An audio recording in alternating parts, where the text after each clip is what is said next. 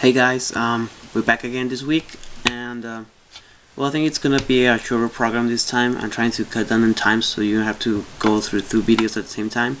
So I'm gonna try to go through all this very quickly. First of all, we have the sad news that Per Vigor, who has been the keyboardist for 3 albums now for Opeth, I think this will be the 4th, has actually departed or parted ways with the band. There's no official reason. Actually, they just been saying that it was mutual. Per was trying to get away, and Michael was okay with that, and the guys were thinking that he should leave. Apparently, this last album, this upcoming album, is gonna be the last one where he recorded with them, and they already are rehearsing with another guy, and after that, we'll see him. Apparently, we're gonna be seeing him very soon on the road with those guys. Also, last week I talked to you about the new release for My Dying Bride collection, reworking of songs, which was gonna be called Evinta, E-V-I-N-T-A, and we have here the track listing for some of for both CDs. Apparently, there's gonna be 2 CDs with 5 and 4 songs, which is not very. It might sound like very little, but if you remember, My Dying Bride tends to write those songs up there in an 8 to 10 minute mark, sometimes even longer. I think Sinfonia Inferia and blah blah blah blah blah. It's about 13 minutes long, right? So well, I tried to remember if I ever listened to any of these song titles, but I really can't remember any of those. And I honestly like My Dying Bride, but I don't like to know all the song titles. But here are some of the song titles on the upcoming album. First is In Your Dark Pavilion, You Are Not the One Who Loves Me, Of Lilies Spent with Tears, The Distance Busy with Shadows, Of Sorry Eyes in March, Vanité Triomphante, which is in French, which I would think would be a reworking of The Triumph of Vanity, which I seem to recall that as a song title by My Dying Bride, The Dress and Summer Skin, and Then You Go, and the last one would be A Hand of Awful Rewards. Like I said, I can't remember any of those songs being actual titles of My Dying Bride, but I really can't be sure because I'm not that big of a My Dying Bride fan. Also, if you've been following me on Facebook, you realize I've put up the cover for the new album by Amorphis, which is, well, not the new album, rather the new single, which is going to be called You I Need. And hopefully, if everything goes according to plan, you'll be hearing this before the big news, which is they're going to be performing their new single on Finnish TV on April 11th, which would be Monday. And since this is I record this on Sundays, it means you probably should be seeing this by the time it's coming out, or at the same time that it's coming out, which maybe means that they're going to be performing on Finnish TV. I'm sure somebody will record it and put it up on YouTube, which I'm very hopeful because I really like Amorphis. Actually, we're going to be talking about them a bit more in a bit more time. I also have the track listing for the new album, which is going to be called Beginning of Times. We have Battle for Light, Mermaid, My Enemy, You I Need, which is the new single, Song of the Sage, 3 Words, Reformation, Soothsayer, On a Stranded Shore, Escape, A Crack in a Stone, Beginning of Time, and a Heart Song, which is supposed to be a digital bonus track. But you know, guys, usually means that maybe that song is going to be on the single, and then you're going to have to find out a special edition or whatever. Again, it's going to be based on Finnish mythology of the Kalevala, which usually means they have good ideas.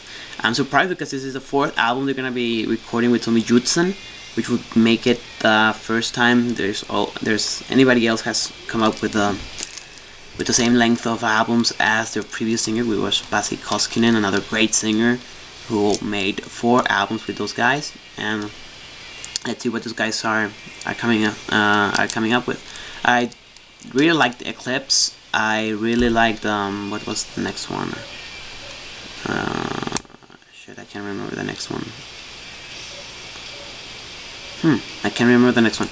But the last one, Skyforger, I haven't really listened to it that much, or rather it hasn't kept my mind.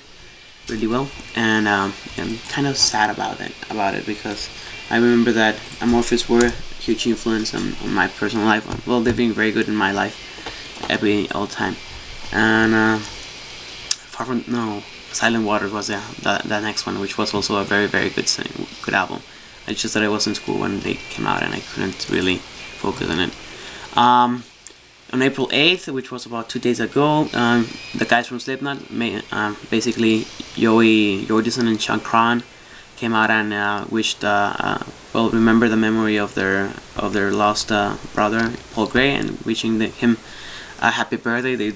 Both of them were saying that they didn't like to commemorate death, but rather life, and they were both talking about how important Paul Gray was to their lives, and they were talking about how they liked them a lot, and how they miss him a lot, which is very sad. Dave Mustaine just came out and talked about his favorite Slayer song. You know that there's recently been a love fest between all the four major heroes of thrash metal, being Slayer, Anthrax, Metallica, and Megadeth and Metallica. Yeah. This is in the same time that Lars Ulrich has come out and said that they've been hanging out. He and Dave Mustaine have been hanging out for a long time, and basically most of it, the feud between Metallica and Megadeth, was something that they've been playing out in the media, right? Well, Mustaine talking about his favorite song. He was talking about "Angel of Death" from Slayer's "Raining Blood," which is a very old album, almost as old as I am. But well, apparently they're all mending fences, which is very good. Mike Portnoy is talking about his new album, his projects.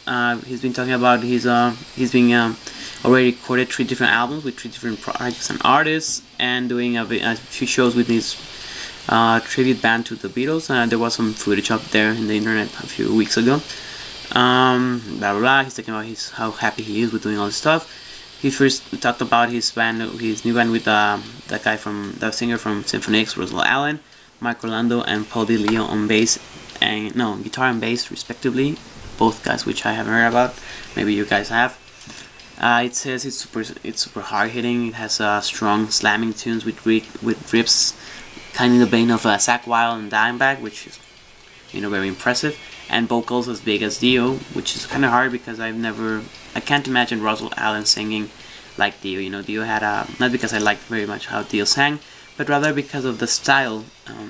But I will have to make and to wait and see. He says it's gonna be a great big splash on hard rock and metal scene. Let's see if that comes out. He's working also with Steve and Neil Morse, Casey McPherson, and Dave LaRue. It's about mostly pop alternative singer-songwriter influences, but it's rounded out with a real great musicianship. He says he has a lot of other projects beyond the summer and beyond, but he still doesn't want to talk a lot about it. He's just making, telling us. On a sad note, maybe we just found out that the Hole in the Sky festival, which is also known as a Bergen Metal Fest in Norway, is gonna be closing up. It's the one in 2011 is gonna be the last one, because it's been getting harder and harder for them to get to get everything together. And if I remember everything correctly, it's about remembering one of a member of some band that died, and apparently it's due time to close up the Hole in the Sky festival. Apparently they opened up in 2000, which makes this the 11th. And when the billing is shipping up as follows: you have Immortal, Mayhem, Satyricon, Enslaved, Ghost, Marduk, Negative Plane from the US, Godflesh from the UK. A lot of people know Godflesh is very good. Virus from Norway, Saint Vitus from USA, which I think is the one that has Wino Heinrich, right? Very good, if I remember correctly. I've heard some of those, something from those guys, and was very good. And another band called Devil from Norway. They said they wanted to go with like a big blowout, but saying Immortal, because they're like one of the most known bands. SATYRICON, also ENSLAVED, or well, MAYHEM. You can, all those guys are the best of the, maybe not the best, but the most talked about guys in the black metal, right? One of the things that bothers me actually is that they've been saying that most of they were trying to put out the best of the underground, and I don't know you guys, but I don't consider any Immortal, SATYRICON, ENSLAVED, and neither MAYHEM as being rather you know, underground like, but whatever, right?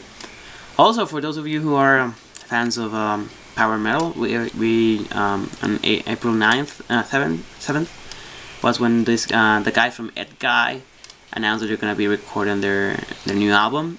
They've been working out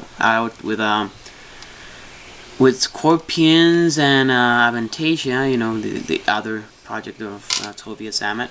And the guys, if I'm not mistaken, they're gonna be recording at Peppermint Park Studios in Hanover, Germany, which is where Scorpions records, and apparently Phil Collins does too. They say it's gonna be, you know, very crazy, very heavy. They're going to try to go back to their roots, you know, like more melodic stuff that they used to do when they were younger.